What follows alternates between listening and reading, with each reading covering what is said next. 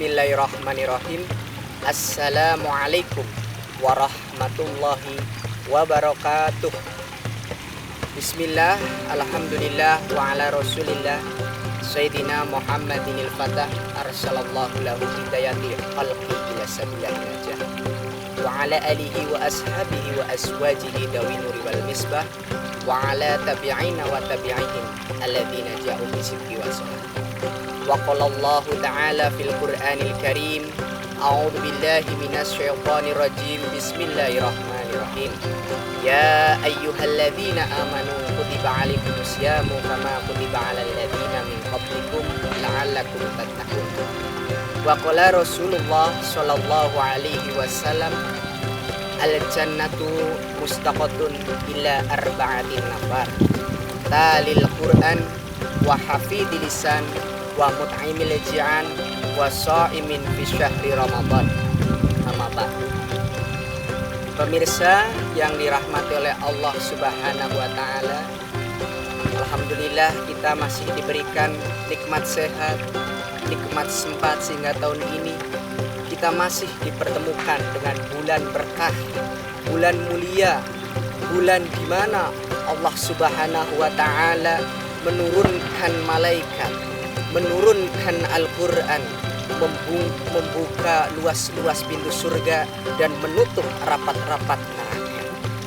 Berbicara tentang surga, bahwasannya Rasulullah Shallallahu Alaihi Wasallam bersabda, al-jannatu mustaqatun illa arba'atin nafar. Ada 4 orang yang dirindukan surga. Jadi surga rindu pada 4 golongan. Lumrahnya biasanya kan manusia yang rindu dengan surga. Tapi kali ini surga yang rindu pada manusia, kepada 4 golongan ini. Yang pertama apa?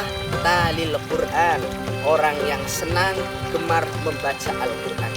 Bukan hanya sekedar membaca Al-Quran, tetapi mentadzaburi, menghafalkan, dan yang paling penting adalah mengamalkan isi daripada Al-Quran. Karena di bulan suci Ramadan, amaliyah sunnah akan dilipat gandakan oleh Allah Subhanahu wa taala dari 10 sampai 700. Bahwasannya barang siapa yang membaca 1 huruf Al-Quran di dalam Al-Quran itu, di bulan suci Ramadan 1 hurufnya bisa menjadi 700 derajat pahalanya. Maksudnya apa? Contoh, Bismillahirrahmanirrahim. Di situ ada 19 huruf. Maka dalam hadis yang sahih Rasulullah mengatakan 1 hurufnya berkelipatan 10. Dan di bulan suci Ramadan amaliyah sunnah tersebut bisa berkali lipat sampai 700 kali lipat. Luar biasa. Dan Al-Quran bisa memberi syafaat kita kelak di yaumil qiyamah. Sebagaimana Rasulullah sallallahu alaihi wasallam bersabda, Iqra'ul Qur'ana fa innahu syafi'an yaumal qiyamah li ashabi. Bahwasannya seseorang yang membaca Al-Quran, Al-Quran tersebut akan memberi syafaat kepada siapa? Bagi pembacanya. Mudah-mudahan kita tergolong orang yang ahli dalam membaca Al-Quran, walaupun kita hanya sekedar senang karena mendengarkannya saja kita mendapatkan pahala. Yang kedua adalah apa?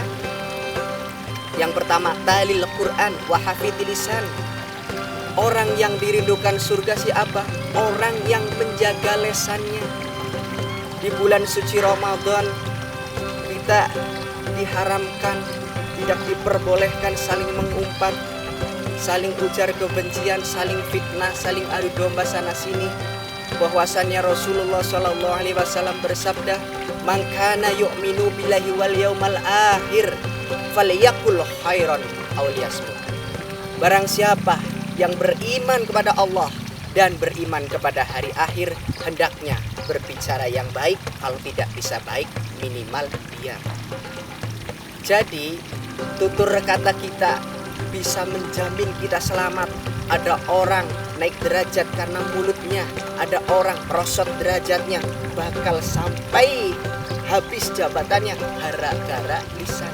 Salamatun insan wa hafid lisan. Seseorang bisa selamat tergantung dari lisannya. Yang ketiga, wa mut'imil ji'an, orang yang memberi makan kepada orang yang lapar di bulan suci Ramadan khususnya, karena kita masih di suasana Ramadan. Maka barang siapa yang memberi makan kepada orang yang di bulan suci Ramadan, maka pahalanya seperti orang yang berpuasa tanpa mengurangi sedikit pun.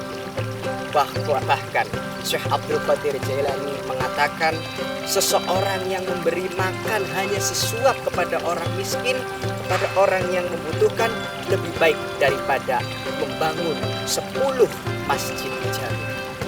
Yang terakhir, yang keempat adalah wasaimin fi syahri Ramadan, orang yang menjalankan puasa Ramadan. Sebagaimana orang yang menjalankan puasa Ramadan, dosa-dosa kita semua diampuni, digugur, dibusek, digepek oleh Allah Subhanahu wa taala. Sebagaimana Rasulullah sallallahu alaihi wasallam bersabda, "Man shoma Ramadhana imanan wa ihtisaban, ghufira lahu ma taqaddama min dhanbi." Barang siapa yang berpuasa di bulan suci Ramadan karena iman, karena mengharap ridho Allah, maka dosa-dosa yang telah lalu diampuni oleh Allah Subhanahu wa taala. Allahumma amin. Dan di bulan suci Ramadan ini adalah bulan madrasah, bulan di mana kita disekolahkan. Sebagaimana apa? Setiap sekolah pasti ada kurikulum dan bidang studinya. Di situ ada namanya pelajaran apa? Diwajibkannya berpuasa. Berpuasa adalah menahan hawa nafsu, bukan menghilangkan hawa nafsu. Kalau menghilangkan hawa nafsu, mendingan nggak puasa. Karena menahan dari terbitnya fajar hingga sampai maghrib atau tenggelamnya matahari, kita diwajibkan puasa. Itu hanya menahan. Contoh, kopi siang hari haram, habis maghrib halal. Tempe haram siang hari. Kapan halalnya? Habis maghrib. Bahkan yang sudah beristri dan bersuami itu kalau siang hari haram gitu. Kapan halalnya? Habis isya, habis tarawih, masa habis gitu ya. Bahwasannya kadang kita diuji oleh Allah di bulan suci Ramadan. Awal-awal puasa pikiran kita oleh, pergi ke dapur lihat sunlight seperti sirup marjan, pergi ke pinggiran pintu lihat kecoa mirip kayak korma. Padahal apa? Di bulan suci Ramadan kita diajak disiplin. Belum waktunya, maka belum kita membatalkan puasa. Sebagaimana puasa mengajarkan kedisiplinan. Kadang manusia disiplinnya masih takut dengan yang di atas, bukan takut dengan yang di atas ya.